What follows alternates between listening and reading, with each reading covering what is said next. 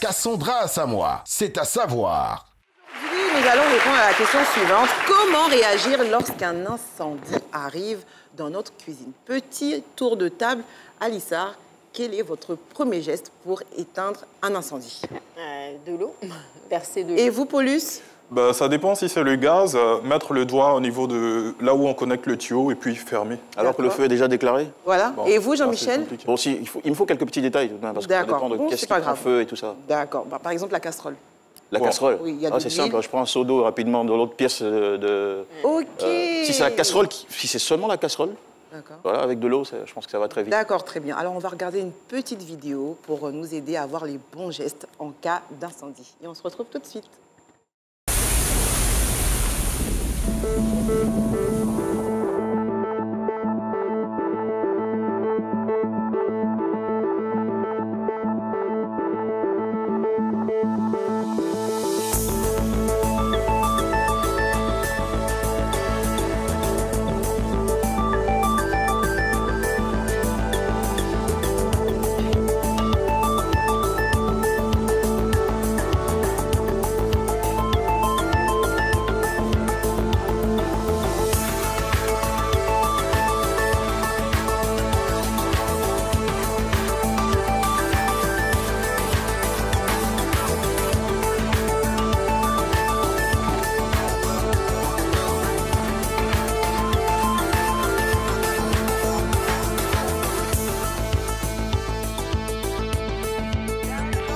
Alors, comme vous avez pu voir dans les images, Alissar Zénard, il ne faut pas mettre de l'eau en cas d'incendie. Le mec, il n'avait pas l'air affolé. Hein. Il a pris tout son temps. Quand t'es affolé, les méthodes changent. Alors, on va faire un petit récap. Premièrement, il ne faut pas verser de l'eau pour éteindre un feu.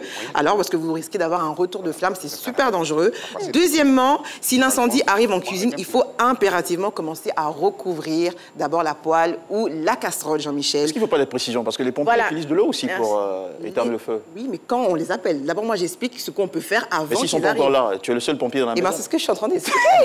Mais moi, j'aimerais juste que tu précises, au fait, si c'est une casserole qui est en train de prendre feu, ou bien si c'est la bouteille de gaz, au fait. Parce que là, on est dans le contexte de la casserole.